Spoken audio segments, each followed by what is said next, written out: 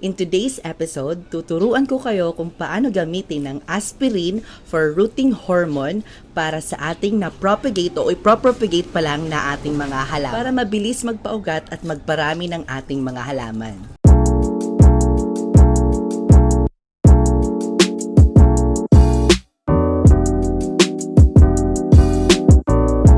Hello mga ka-jungle! Welcome back again to my YouTube channel. Welcome to Mark of the Jungle Plants. So if you are new here, kung bago ka lang sa aking YouTube channel, huwag kalimutan mag-subscribe and click the notification bell below to update my new videos here in Mark of the Jungle Plants. So in this episode of Knowing Plants, teach you the methods how to propagate the right propagation para mabilis magpatubo o magpaugat ng halaman.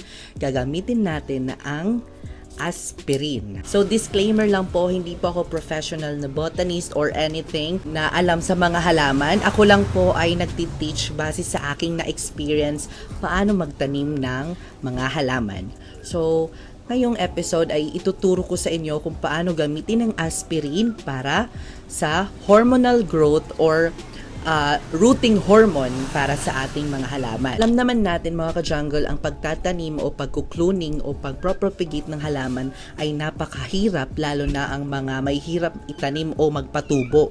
Katulad ng ganitong plants na pikara natin na mahirap talaga magpatubo ng ganito. Since nahihirapan ako sa pagpatubo ng ating mga pikara plants or yung may hirap itanim o i-propagate ng mga halaman o mahirap magpatubo o magpaugat, so nag-research ako sa Google o nanood ako ng mga videos kung ano ang mga method o anong mga paraan o ano ang mabisang gamitin para madaling mapaugat ang ating mga halaman. So napagtanto ko na ang aspirin ay pwede sa halaman. So ayan, nag-research ako at nalaman ko na meron itong salicylic acid na nakakatulong sa development growth sa ating mga halaman. Paalala lang po, hindi po ito ididilig, kundi doon lang po ito magagamit sa pag-propagate o sa pag-cloning, tatanim o mga bagong tanim na halaman para mabilis ang pagpaugat nito at pagpalaki. So, ayan, as yun, nakikita nyo sa akin dito yung aking pikara ay napatubo ko na sila after 2 weeks dahil sa ginamit kong aspirin. So, ipapakita ko na po ang method kung paano gamitin ang aspirin sa pagpropagate o pagpapatubo ng ating mga halaman. Bago po tayo magsimula, paalala lang po sa mga magulang, pag tayo po ay gagawa ng aspirin for rooting hormone para sa ating mga halaman, ilayo po ito para hindi mainom ng mga bata. So, ang kakailangan natin ay isang tableta ng aspirin na mabibili lang sa drugstore o sa mga butika. Ang ginamit ko ay yung 80 mg na aspirin dahil ito ang perfect mixture sa ating isang basong tubig. So, ang susunod ay kailangan natin ng isang basong tubig, cup of water, na lukewarm, hindi malamig, kundi parang sakto lang.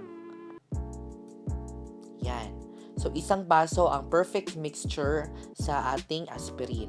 So, ilalagay natin yung aspirin, itutunaw natin sa isang basong tubig.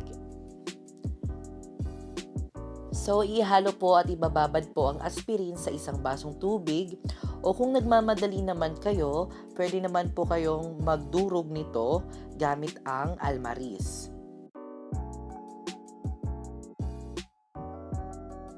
Ukayin ng mabuti at hayaan ng 1 minuto hanggang matunaw ito. Ang ating aspirin ay nakakatulong as a growth hormone para mabilis na pagpaugat ng ating mga halaman. Lalo-lalo na po yung mga halaman na mahirap patubuin, like pikara plant, mga crotons at iba pa. Like roses, flowering plant, pwede po ito sa ating aspirin.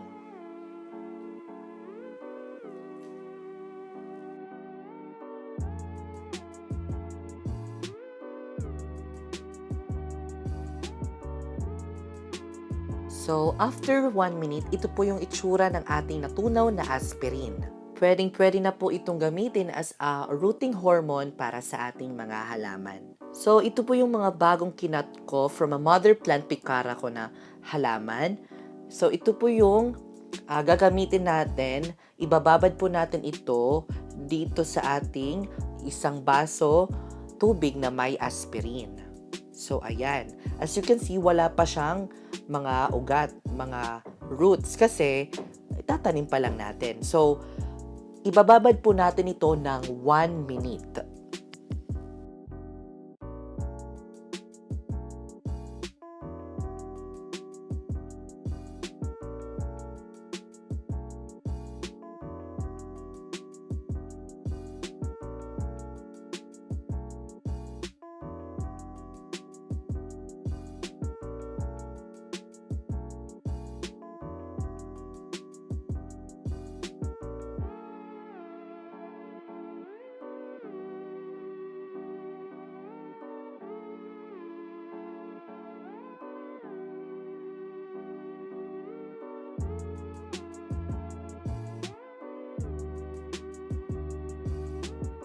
So, after 1 minute, itatanim na po natin diretso ang ating naibabad from the aspirin. So, itatanim po natin ito dito sa ating pot.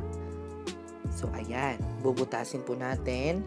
Ayan. Siguraduhin may butas ang ating pot na ilalagay. So, ayan. Itatanim po natin ito.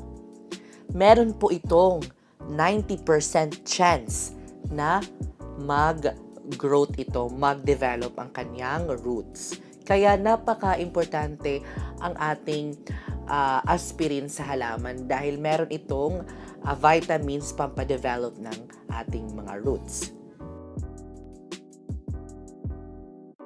So ayan, after ko binabad yung aspirin at ininanim ko, yung halaman ko, ay iniisprehan ko ng tubig at saka nilalagyan ko ng cellophane. This is an ICU propagation. Yan. So kapag may ICU propagation, this is 100% na tutubo talaga at magkaka-growth at magkaka-roots ang inyong mga halaman. Kasi maraming nagtatanong na sa akin na ano ang ginagawa mo para makapatubo ka ng picara plant. So, after 1 week or 2 weeks, makikita nyo na po ang resulta. Katulad po ng aking itinanim na 2 weeks ago, ay meron na siyang ugat. Meron na siyang roots. At napakasaya ko kasi ang aspirin ay nakatulong pagpaugat sa aking halaman. Ayan. As you can see, meron na siyang mga roots.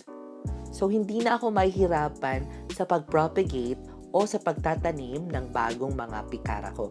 Dahil pwede na ako magbigay o di kaya pwede ko nang i-business to dahil nakakaparami na ako because of aspirin. So, ayan. So, ito po talaga ang sikreto ko sa pagpapaugat ng mga halaman.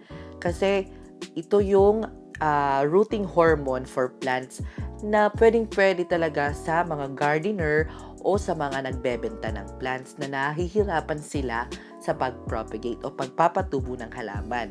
Dahil ang ating aspirin ay nakakatulong sa development growth ng ating mga halaman. So, yun lang po ang paraan kung paano gamitin ang ating aspirin sa pag-propagate o pagpapatubo ng halaman. So, yun lang po ang ating video for today and I hope you like and subscribe. You can follow me at my Facebook page, Twitter, and Instagram. I will see you next episode because more plant, less stress.